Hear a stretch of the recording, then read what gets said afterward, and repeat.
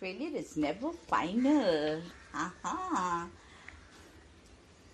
Dr. Skiller. Success is never ending. Failure is never final.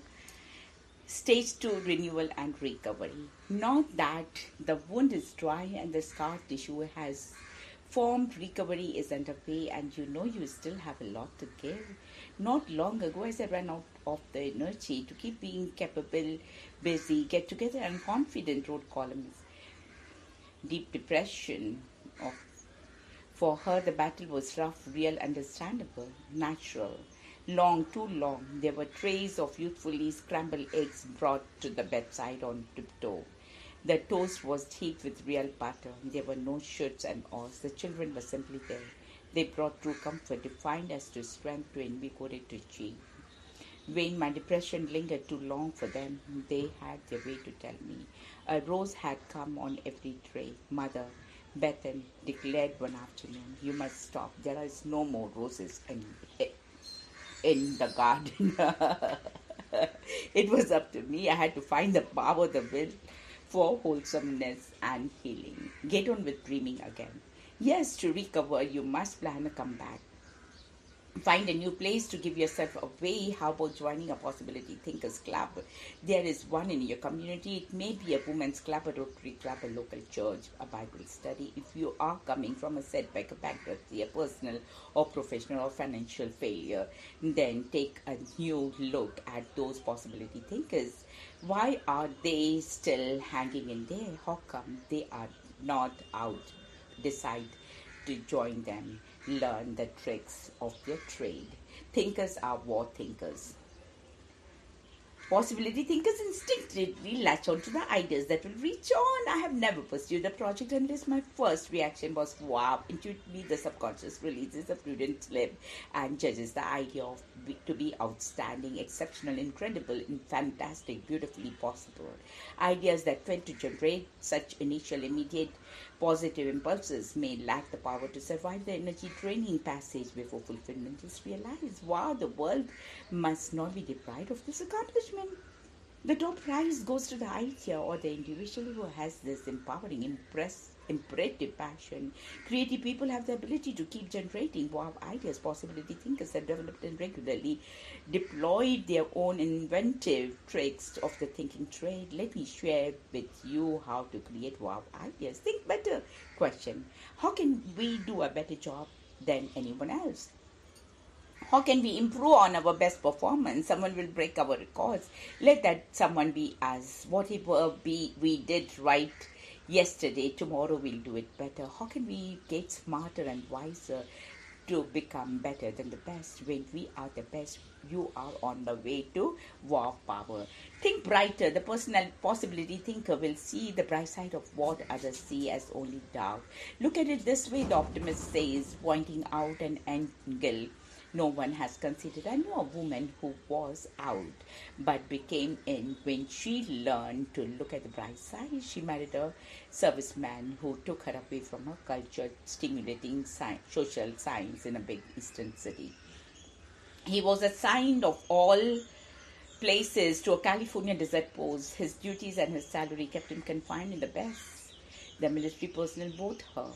The local community in her was only Hicks and Indians in deep depression. She wrote to her mother that she couldn't stand it any longer. She was leaving her husband. She was coming home. She was going back to university. Mother wrote back, two people live in the same prison. One sees bars, the other stars. Don't leave honey bloom where you are planted. She cried. That night she took a walk and saw the stars as she has never seen them in Philadelphia. She went to the library and picked up a book on stars. A new consuming interest was born. She stopped to talk history and culture with a local Indian woman. The woman not only taught her the native arts and the class, but embraced her as one of their own. She was in again. Someone asked me, what do you do if people are hopelessly trapped? Well, then you can at least give them hope. If they have hope, that tender little light will begin to burn a little tunnel, and the tunnel becomes their escape to freedom. Wow power. Think brighter and you will tap into wow power. think, build. Intuitively, possibility thinkers ask, will this be constructive? Will it build anything? A structure, a business, a character, a community, spirit, pride, an institution, a future, great and honorable reputation? Will it build better goodwill? Will it build perpetuity and or longevity? Will it build better relations and race and religion? If so, it has potential power. Think beauty. Does the idea have sparkle? Beauty is practical too. In fact, it's hard to sell something that doesn't please the eye. Will your faith, your philosophy, your religion and psychology produce beautiful persons? Mine does, and that's why I'm passionately sold on it. Remember, war power produces willpower, so that's how to get back in again. Possibility thinkers are now thinkers. When a wow opportunity, a wow invitation or a wow idea comes into them, possibility thinkers snatch it. The early bird gets the worm, they know that. They are doing now, people. They pick up the phone, they call for a get together. How soon can you make it? They rearrange their previous plans to make time. Tomorrow is too late. Now is the time to seize the opportunity. Today, stop crying, start possibilitizing. Begin today to get in somewhere. The phone won't ring by itself for you. The letters won't just come to you. You have to get up, get out and go with it. Your greatest enemy is procrastination. Your biggest obstacle is inertia. Your most dangerous temptation is delaying. Getting started is the hardest part. Breaking loose and beginning is the toughest job. Postponing can wipe out the opportunity. Scratch out the words someday is today. Isn't it wonderful that you are going to make a brand new start? Possibility thinkers are how thinkers. If the idea is wow, then the question of possibility thinkers starts out with an if but with a how. Here is how their thinking works. Not if but how can we afford it. Not if but how can we cut back current expenses. Not if but how can we slash the costs and cash in on this unexpected opportunity. Not if, but how can we clear the way to move into this area? Not if, but how can we get back into the marketplace again? Not if, but how can we make a breakthrough to find a cure? Possibly thinkers are all thinkers. There is no gain without pain. Possibility thinkers remember that, so they expect pain. Everything that's nice has its price. That's how I know this. They anticipate anguish but turn their scars into stars. So they are not silly romantics. They're possibility thinkers. They are not childish polynomials. They are creative realists. Possibility thinkers are mountain climbers. No softies. Last year, wanted persons with a high tolerance for pressure and pain, reward, excitement, pride of achievement, fulfillment at life's end, applications now being accepted. Possibility thinkers are wow thinkers. Successful possibility thinkers are not afraid of commitment. However, they are not reckless in their resolve. They have asked the right questions. They have not neglected research. They have made a cause to have made studies, evaluate the possibilities. They are humble enough to pull back before the plunge if other reasonable, responsible risk takers wisely point out pitfalls that they had not noticed before, but they are poised and prepared to make the commitment. They know that dreams will never come true by dreaming. A possibility must move from the nesting phase through the testing phase and into the investing phase and reach the cresting phase. When God says go, the dreamer leaps. He holds nothing back. He gives his dream everything he has and more. Total commitment, nothing less will do. It's a commitment to a commencement. Let's get started. It's a commitment to continuity. Let's follow through. It's a commitment to concentration. He'll focus all his commitment is completion. He'll finish what he started with excellence. The possibility thinker is cautious, quiet, private, secret, love affair. With his exciting speculations, moves out of the closet. With the daring delight of a public decision, he marries the dream only when he decides. His vows before witnesses. With some people take him seriously and lend their support. Incredible breakthroughs happen once the dreamer comes and take the plunge. People start talking. He's going for it. He's just might make it. After all, he's no flake. I'll lay my bet he's going to pull it off. I'll bet he knows something we don't. So goes a positive gossip. Is it any wonder that the dreamer attracts the attention of smart people, successful people? So don't be surprised when you hear the hopeful people. Link up with them. The war power is at work. Possibility thinkers are POW thinkers, POW. They knock problems out, Jackie used to say. Paw right in the kisser. Possibility thinkers become winners and champions. You are proud if you know them. You'll be humble when you become one. Humble, yes, not proud. Be sure. Because humility is not the opposite of pride. It's simply the awareness that you owe a lot to people and good Lord, everything for the success that gives you so much pride today. So come back home, begin again. Where do you go from out, back in to living again? That's where. Where do you go from out? Anywhere you want to. That's where. A positive thinking French woman lived in a small house in Louisiana County. She loved it. However, she was surrounded by negative thinking neighbors, ladies who grumble and complain about living way out there in a lonely, desolate backcountry. One day, the positive thinker felt she had heard enough. She scolded the disagreeable and disgruntled French settlers. You live on the bayou. The bayou connects to the stream connects to the river flows to the gulf flows into the ocean, and the ocean touches the shores of the countries of the world. You all have a boat, you can go anywhere from where you are. Now let's go to the deeper question. It's not where, but when do you go from out? So start exercising and practicing possibility thinking the way athletes run through the regular bodybuilding experiences, the way the musician goes over and over and over, the way the actress rehearses her lines with equal fervor and matching passion. We must exercise, practice, rehearse our thought processes, think, begin. Don't let your possibilities be suffocated by procrastination. Go now. You want to wait till the hurt is all gone. You want to wait until you have answers to every question. You want to wait until you're sure you won't be hurt again and put out again next time the way you were last time. You'll start when you can be sure you'll never fail. You will take the first step only when you can be sure you can complete the journey. You'll make the first move when you have got the burst of inspiration. Come on, grow up. Being enough morning and morning is enough. How do you suppose I got this book written? Did I have the whole thing in my head? No, I signed a contract to develop a book. Even though I had very skimpy and scanty sketches, the publisher knew what to do and to get me going. Get Skiller to sign a contract and tie down a delivery date to lock him in. As the deadline grew closer, I blocked out 5 weeks to gather my collected notes, ideas, scraps of unpublished insights and impressions, and got to work. Did I wait until I had a mysterious, mystical, romantic burst of inspiration? Hardly. Each day in the writing studio, I went to work and did. And if nothing came and my mind drew a blank, guess what? I picked up the fresh, clean, blank page on paper and pen and simply started writing. It's amazing how it worked. The job got done for one simple reason. I drove myself to commence. Starting is half the battle. You'll start moving from out to back in when you start to dream again. You still have so much to offer. And every end is a new beginning. One day a wild and wanton went and waited without invitation a peaceful nest where a family of innocent seeds lived. They victories kidnapped one defenseless little kernel and carried it away until tired and bored with the whole adventure, it plucked the helpless thing away.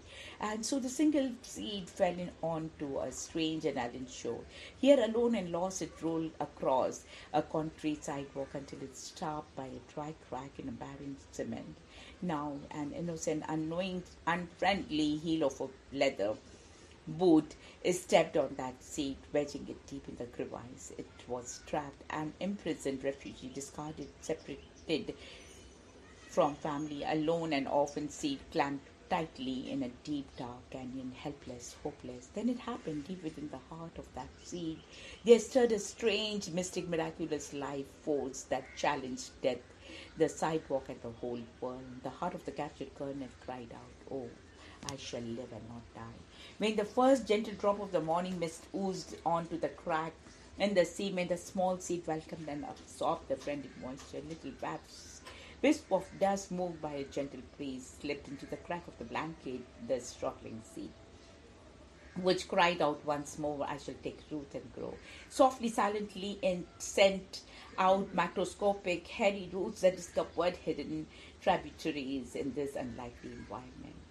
There is miniature hidden caves. The tender tendrils found more moisture, more powdery nourishment until this wayfaring seed, sown with determination, broke wide open, and it burst forth with new life. And on a bright sunny morning, a little blade of grass popped out of the crack of my sidewalk, smiled at the sun, laughed at the rain, waved at the wind, and proudly declared, "Here I am, world, I am made against impossible odds, and you can too. If this little seed could make it, don't you think you can too?" Like the seed, you may have been dumped in a barren wasteland. Do you feel as though you have reached the end of the line? Are you at the end of the rope? Maybe you have severely depressed and have lost all hope. You have tried and tried only to fail again and again. Your life seems finished, your dreams washed up. Your fortune looms before you as a dismal enemy rather than a potential friend. The good news I have for you is this: every end is a new beginning. What may feel like an end may be just the darkness before the dawning of a new dream, a new challenge, a new opportunity, a new tomorrow. You have it in you the power to turn termination into transitions. You can break through this phase to a new plane as the seed break through the concrete to raise its head to the bright a new world, so you can break through to a new wonderful life. Starting over again, it can be fun and it can be done. Nothing can appear as frustrating and overwhelming as having to start over again. All that work done down the drain, the construction of Panama Canal, will always be an inspiration to those of us facing challenges. If it were not for the leadership of Major General and his willingness to start over again, it is possible that the cat in Charles Head would have been abandoned and doomed to utter failure. Consider, for instance, the following incident. One section of the canal proved to be extremely difficult to dig out. It took months of arduous work to excavate the build this one section only to have to collapse. And imagine how disheartening that would be. Surely could have caused to quit, pack up your bags and go home.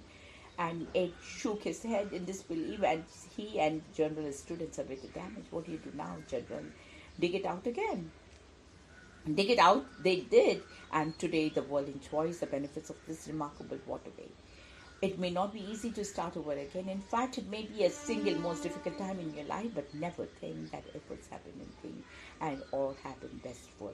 You can learn from the experience, and nothing is more valuable than education. If you are tempted to look at life in terms of cynicism and futility, my friends, I want to show you how possibility thinking can help you find love and joy. Here is how to find self-fulfillment. First, look out for your worst enemy, yourself. Second, listen to advice from positive thinking people. Third, lower your net again. Try and keep trying until you make your catch. There are other fish in the sea. Look out for the negative thinking that makes you say, "I will never find love, happiness, or success in life," like Peter. The lake is empty. It is impossible to believe there are more fish. The truth is, there are other fish in the sea, and there are more tomorrows for you. No one knows for certain exactly how many fish we have to catch or how many tomorrows we have, but every tomorrow is a new invitation to new beautiful possibilities. If you have lost a loved one, remember this: there are countless people in this world who are in the same boat as you. They too are lonely and seeking companionship. The sure cure for loneliness is to seek out others who are lonelier than you. If you have lost a job, remember this: there are other jobs out there and maybe better than the ones you lost. You're fired, starting over a survival guide. In the last 5 years, American cooperation has eliminated the job of almost 500,000 mid and upper level managers with 3 or more years of experience. 1990 is estimated that an additional 400,000 of them will be laid off too. The statistics appear at first glance frightening, threatening. However, the article continues. Yet in many instances, the pain gives way to happy endings. Statistics are inclusive, but the one available indicates that the laid off managers land jobs paying more than their former ones. They find more job satisfaction. Waheguru, Waheguru, Waheguru, Waheguru, Waheguru, Waheguru, Waheguru, Waheguru, Waheguru, Waheguru, Waheguru, Waheguru. Usually working for smaller businesses but with a greater role in decision making, and after starting over they seem to enjoy greater flexibility in balancing work with family life. The fact is that on the average at least 70% of all laid off professionals were able to find new jobs.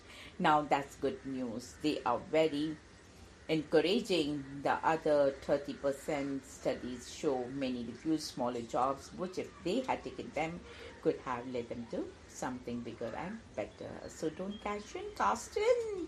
Throw out a line. You can't catch a fish if you don't put a bedded hook in the water. An engineer named Theodore Elliott solved the problem that had hindered commerce for decades. For years, farmers and businessmen had wished for a railroad that would cross from New York to Canada, but to build such a railroad, a bridge was needed to span the Niagara River. Traditional bridge building schemes simply would not work, but Mr. Elliott conceived a brilliant solution, the first suspension bridge. He envisioned supportive towers 24 by 80 feet high on either side of the roaring, raging waters of the Niagara River. From the towers, he would suspend a cable, which in turn would support the bridge. But he had one problem. How could he get started? There was no way to work from a boat at that point on a river, and there was no shoreline to work from either. Only sheer rocky cliffs, and he knew that beginning was half done. So he decided to start stringing a cable from one side of the river to the other, a cable made from 36 strands of 10 number wire with a thick and steady enough to suspend two buckets capable of holding two workers. These workers would go from side to side and begin construction of the bridge. But how can we get a steel cable that thick across the gorge? You can't throw it across. It's too heavy. Elliott was puzzled for a moment. Then he got an idea. Why not have a contest for the kids in the neighborhood, a kite flying contest? Elliott announced the contest and offered a prize of $10 to the first boy who could fly a kite across the gorge and tie the rope down on the other side. There were many contestants. For $10 was a lot of money for the lad in those days, but none succeeded until one day an 11-year boy named Homer Wash took advantage of the good south wind. His kite took off, and instead of falling short as all the others had, it landed on the other side. His friend, who was waiting across the river, tied the string down on the other side. Homer collected the prize. The next day, Elliott tied the kite string to a slightly heavier rope. He pulled the rope across the gorge so that it spanned the gap. Then he tied the rope to a still thicker rope and pulled it across. This rope he attached to the steel cable. By repeating the process, he strung the cable from one side of the gorge to the other, thus enabling the two workers to go back and forth and begin the construction of a suspension bridge. Cast and throw out a line. Take the first step. Be willing to start small. It beats sitting at home watching daytime television. You simply must make the positive work. Look at what you have left. Never look at what you have lost. Be a good chief. You still have what matters most, the freedom to move in many directions, freedom to choose how you will react to what happened to you, freedom to choose to let this turn you into a better and better human being, freedom to make a breakthrough for yourself. There still are countless new possibilities, overlooked and underrated fantastic opportunities, talents that you have been neglecting, assets that have been lying dormant, open doors waiting to swing out. What an exciting prospect. And you have the freedom and the power within you to identify which direction you should take. There is hope for a breakthrough for you. If you are at the bottom, weighed down by overwhelming circumstances, if you are at the age of panic, and most dangerous thing you can do is to make a negative, irreversible decision. Keep believing and there will be a breakthrough. You will break through the challenges that you are currently facing. You will break through the defeats that have set you back. You will emerge on the other side and say it was all for the better. The first question you will probably ask is, when will a breakthrough happen? It could happen today, tomorrow, or the next day. I don't know when. And neither can you. God alone knows the answer to that question. The next question you may ask is, how long can I hold on a little longer than you think you can? The psychiatrist will say, we see patients month after month, year after year. Certainly one day through nothing specific, you will tell that we did. The skin that dropped and was gray becomes pink, and the eye that was dull As if a sleep gets a sparkle, if the phenomenon moment for hope is a phenomenon, we don't know what triggers the birth of the hope or where it comes from. We don't think it comes from us. What we do know is what happens in the person. When the person finds hope, there is total renewal. You can find new hope when you realize that today is the beginning. What looks like an end never is unless you decide to make it to the end. God isn't finished with you. Just give Him a chance to break through. There is a breakthrough for you, but remember the breakthrough is up to you. It probably will not happen until you go beyond the limits you have accepted for your life. Going beyond the limits. We all have self-imposed limitations that hold us back. If we have failed to realize success or our success is limited, it is probably due to the preconceptions that are growing an invisible barrier across our paths. The puzzle below illustrates that we can help back from breaking through. The challenge is to connect all 9 dots with 4 straight lines without lifting your pencil from the paper. It seems impossible to intersect all 9 dots with 4 straight lines. But how do you move something from the impossible to the possible as you go beyond the limits? When you go beyond the limits, the impossible becomes possible. When you go beyond the limits, you will be able to intersect the all 9 dots with 4 straight lines. Breakthrough your self-imposed limitations. I can't find a single job in the whole town. Well, why limit yourself to this town, this state? Get up and move to where the jobs are. I can only do carpentry, and they are not hiring carpenters these days. Why limit yourself to one trade? Use your free time to learn new skills. No one said when you drew 4 straight lines that they couldn't go beyond the extent of the dots. That was a limitation you imposed upon yourself. And when you impose this limitation, the person becomes insolvable. You can break away from the self-imposed limits of the dots when you think bigger. Are you having financial difficulties? Probably you have imposed a mental limitation on your earning power. Recently, I had breakfast with one of my church members. A man came in with a briefcase leading another person behind him. They sat down in the booth next to mine. The person who had been late said to the man with the well eyes, "Well, I was sure like the job. How much do you want to earn?" "All I need to earn is 400 a week." I thought, isn't that sad? Sad because he is setting up his own limits, so they may never earn more. Don't wall yourself in by refusing to stretch the boundaries you have set up. Does it seem and sound impossible to you today? It will probably require some tough faith. Faith is leaping over the fence, it's crossing the mountain, it's going beyond the boundary, it's breaking through the limitations that you and others have set. It is being beyond the end to a bright new beginning and a new beautiful tomorrow. Don't throw a curtain across tomorrow.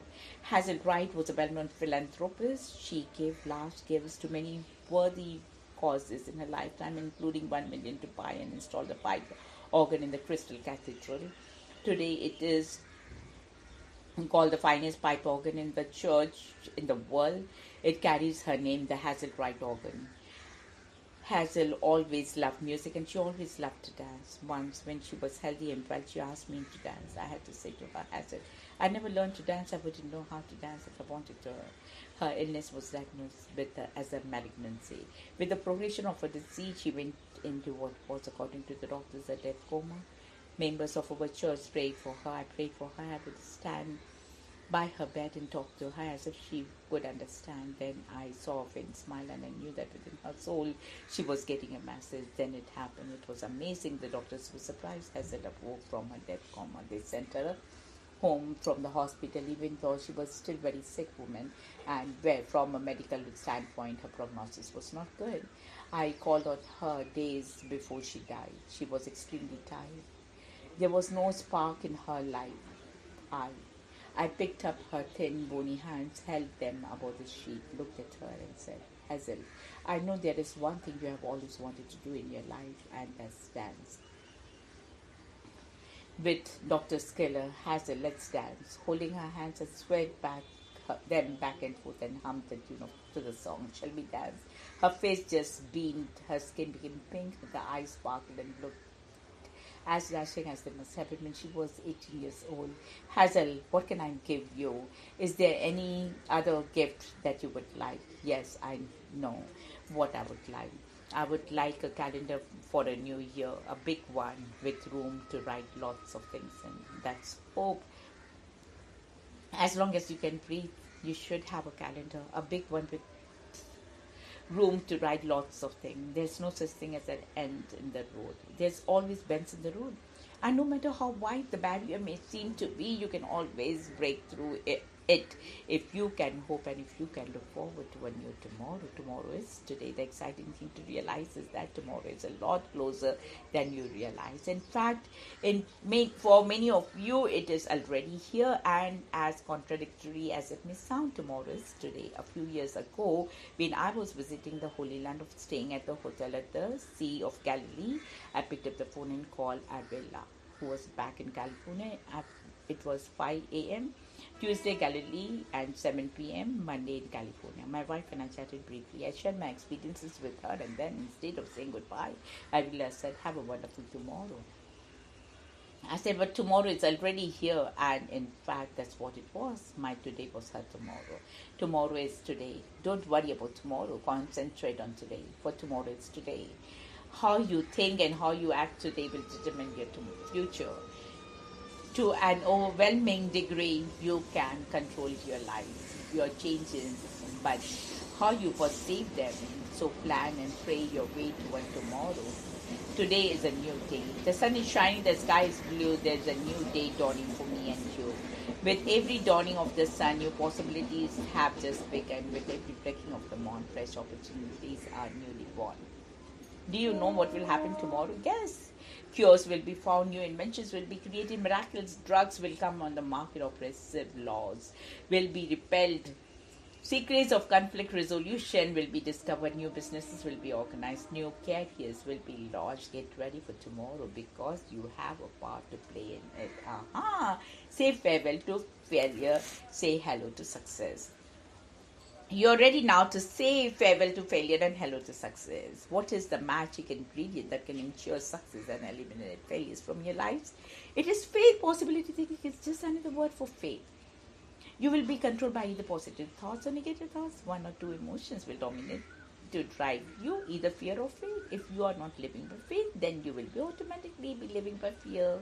Never surrender the leadership of your life to fear. Of course, the capacity for fear is a part of our survival instinct, but compulsive fear is something else. It is a vague, ever-present sense of foreboding mixed with anxiety and worry. Compulsive fear is not normal in that it does not come from God. Much of it comes from the unbelieving minds of negative thinkers. Do force no emotion is more paralyzing than fear. It stops a salesperson about to make a call, a young man about to propose marriage, a job hunter about to seek an interview and executive moments before making a decisive move, a seeker after truth about to commit his life to God. In the whole sorry spectacle of human fears, none is more destructive and defeating than the fear of failure. Reject fear as the controlling force of your life.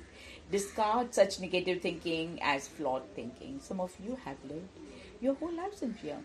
You have been taught to be skeptical and suspicious. You believe in the prudent of to be cautious. In the process, you may actually have become addicted to deeply rooted pessimistic mental outlook.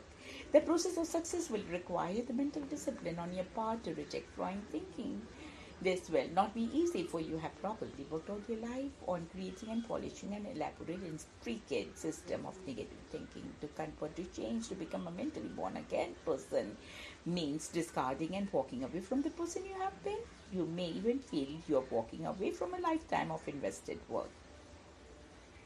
I should never forget the trip I took with my wife up the Nile River to Aswan Dam.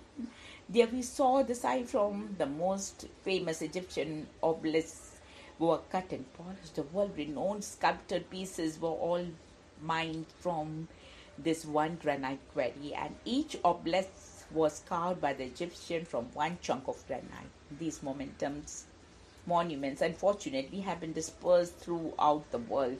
One was brought to London, another stands in St. Peter's Square. I have also seen one in Paris and another in Istanbul. There are still a few left in Egypt, but the biggest one of all lies in a quarry. The Egyptians spent decades cutting it out, chiseling it, filing it, sanding it, but there it lies. It is 14 feet square at a base of 142 feet long. I walked all over it. It's just lying there. Why? Because just before they got ready to move it, the experts looked at it and they saw what no one else could see, flaws in the granite. And because of those flaws, they chose to abandon it. If you are living by fear, then see this as a flaw. For negative thinking is flawed thinking. It will not stand up. It will crack for sure. Walk away from negative thinking, dare to live by faith. You may have lived your entire life with skepticism, cynicism, agonists, and pure secularism. You need to realize that there is a flaw in this kind of thinking. I'm asking you today, if you have lived without belief in God or Jesus, if you are skeptic and cynic and an unbeliever and a doubter, to examine your way of thinking. You were designed to be a believer. If you want to say farewell to failure, get rid of your fears. Fears rest on silent assumptions that distort thinking. For instance, consider the fear of failure. It carries the silent assumptions that if I nail, I'll be embarrassed. I may be laughed at. I'll be ashamed. Enter possibility thinking therapy. Why do you cringe and embarrassment? Will it kill you? Actually, you are assuming that if you are laughed at, you will lose your self-respect. You will no longer be able to love yourself and will lose your self-esteem. The possibility thinking counselor can expose the distortion in thinking caused by negative silent assumptions. Faith is injected to replace fear and further clarify the distorted unhealthy thinking. Just think, you might fail, but you'll be so proud that you are really tried, and good people will respect you for your courage and adventurous spirit. So fear thinking must be replaced by faith thinking. You can help wipe out fear, producing fears from your life through possibility thinking or dynamic faith. Observe now how faith is the force that sets you free to succeed. Look at the following charts. It illustrates how faith works in your life to free you from the negative emotions and release the powerful positive emotions that totally transform your entire being. Check the chart carefully to see how and why faith is such a matchless superpower to completely turn negative lives into positive lives. Faith sets us free from down regarding degrading negative emotion and replaces them with success generating emotions. Start by reading down columns 1. See how faith leads to dreaming, dreaming leads to desiring, desiring leads to praying, praying leads to beginning, beginning leads to declining, declining leads to a planning, planning leads to waiting, waiting leads to paying the price leads to managing problems, which leads to expecting success. The process spells faith in depth. Now, read down the second column. Faith produces force called purpose, which produces the force called passion, which produces a force called hope, which produces a force called commitment. Commitment produces a force called direction, which leads to a force called thinking through, which generates a force called patience. Patience produces a force called determination, which produces a force called control, which releases a force called enthusiasm. Now read down the third column. Yes, faith is dreaming, which releases a powerful purpose, which sets you free from the blahs. When you are free of blahs, you're free from boredom. When you're free from boredom, you're free from anxiety. When you're free from anxiety, then you are free from inertia. When you're free from inertia, you're free from indecision. When you are free from indecision, then you are free from confusion. When you're free from confusion, then you're free from impatience. When you're free from impatience, you're free from expediency. When you're free from expediency, then you're free from defeatism.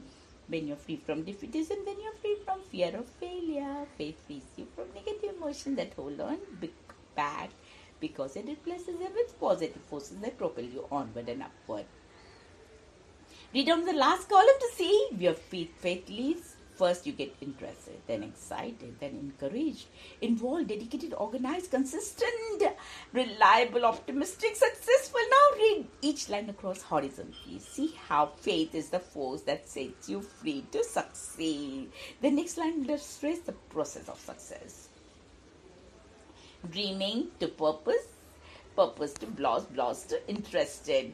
Dreams produces a force called purpose, which releases you from the failure producing blast and gets you interested. It's really succeeding. The next line illustrates the amazing process of success. Desiring to passion, passion to boredom, boredom to excited. Dreaming becomes desiring, which generates a force stronger than mere purpose. To passion, passion frees you from boredom, and instead of merely being interested, you're now genuinely excited. The next line illustrates the growing and developing process of success. Praying to hope, hope to anxiety, anxiety to encouraged. Desiring gives way to praying, which produces hope, which frees you from anxiety, which gives you real encouragement. See how your success is evolving? The process of success is working for you like a seed becoming a plant, becoming a bud, becoming a flower. Read the next line. Faith moves you from a praying stage to a beginning stage. Beginning to commitment, commitment to inertia, inertia to involve. Encourage you now get started. This releases a force called commitment. Commitment frees you from inertia. You're not involved. This sets you up for the next stage of success. Read the next line and you'll see the evolution clearly. Deciding to direction, direction to indecision, indecision to dedicated. Now faith becomes deciding. You have made a decision.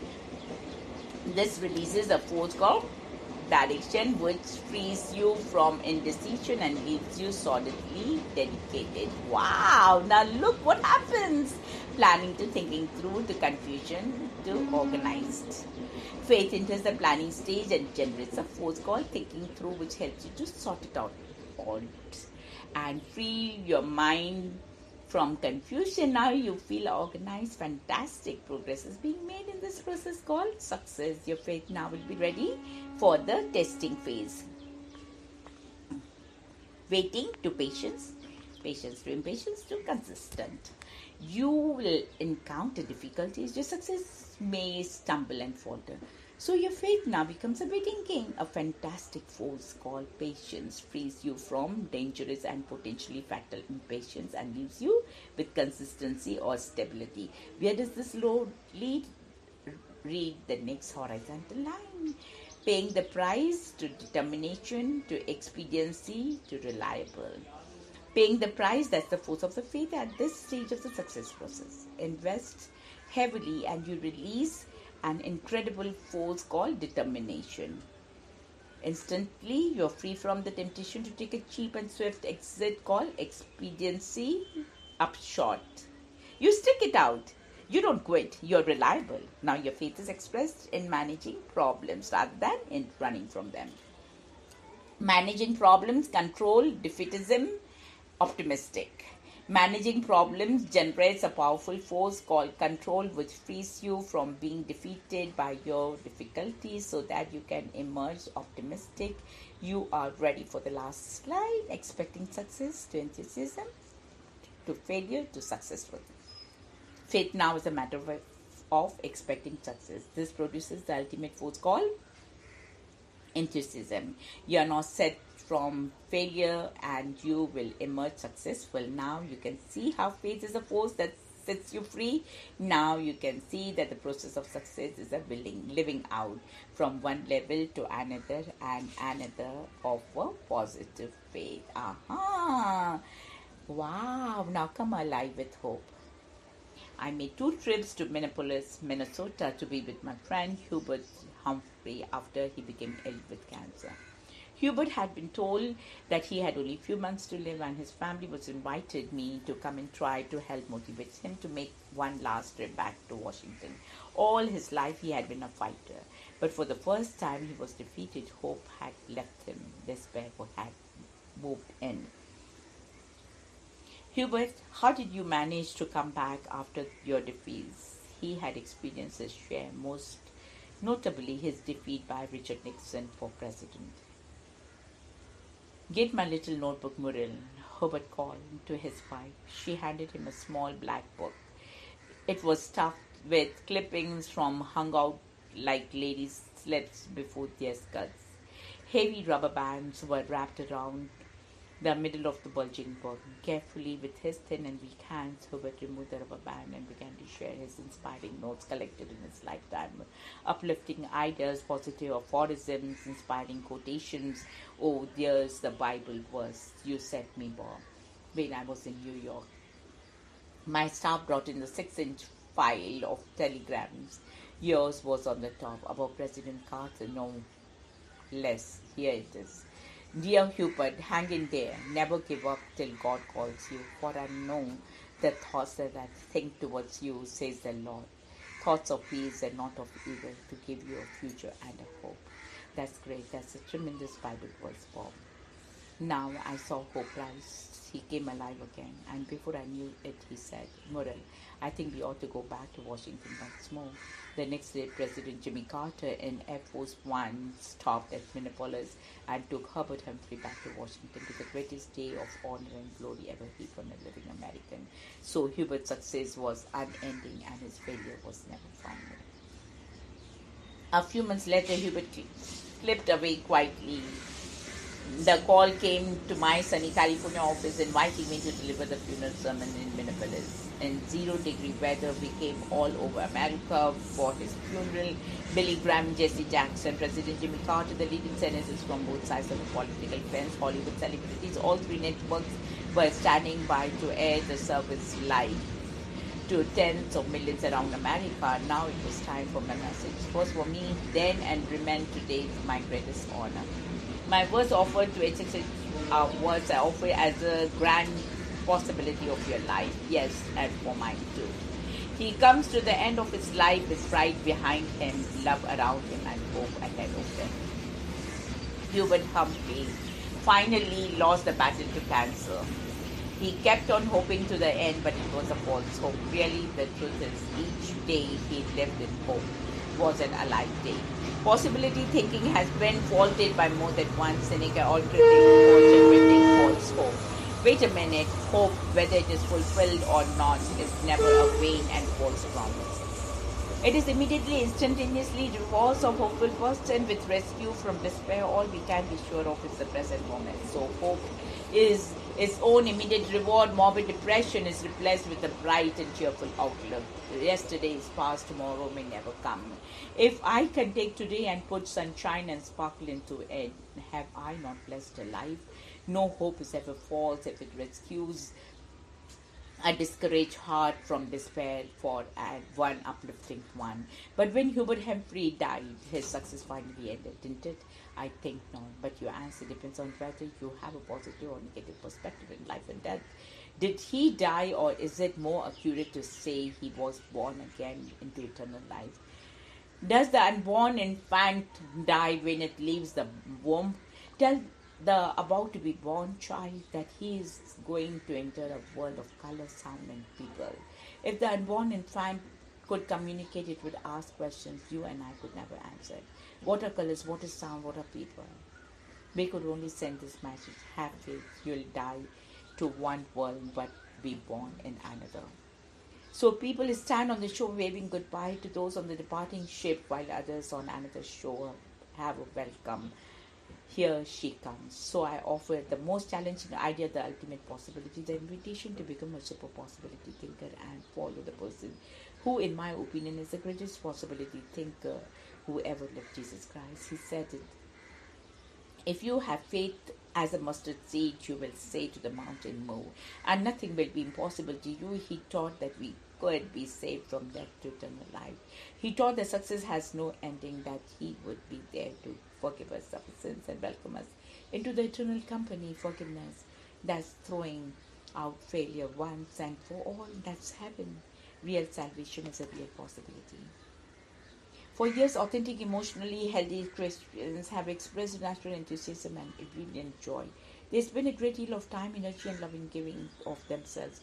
When asked why, they would probably be quick to quote, "For God so loved the world that he gave his only begotten Son, that whoever believes in him should not perish, but have everlasting life." They speak of being saved, of being born again, of the salvation of their souls. What does that mean? To be saved? Well, Whether you realize it or not, God has probably saved you from physical tragedies. You will never know what you have been spared by the grace of God. Occasionally, we are able to catch a glimpses of what we have been saved from. I think of the time, for instance, when I went to be with Bill Graham to the crusade in Las Vegas. My reservations were at the MGM Grand Hotel. However, one of Billy's staff member picked me up at the airport and said, "If you don't mind, we have changed your reservation to Hilton. Billy wants you there because that's where he is and it is closer to Convention Center." The next morning, I was in horror. The MGM burned and 107 people perished, and I thank my God that He prevented me from staying in that hotel that night. In 1986,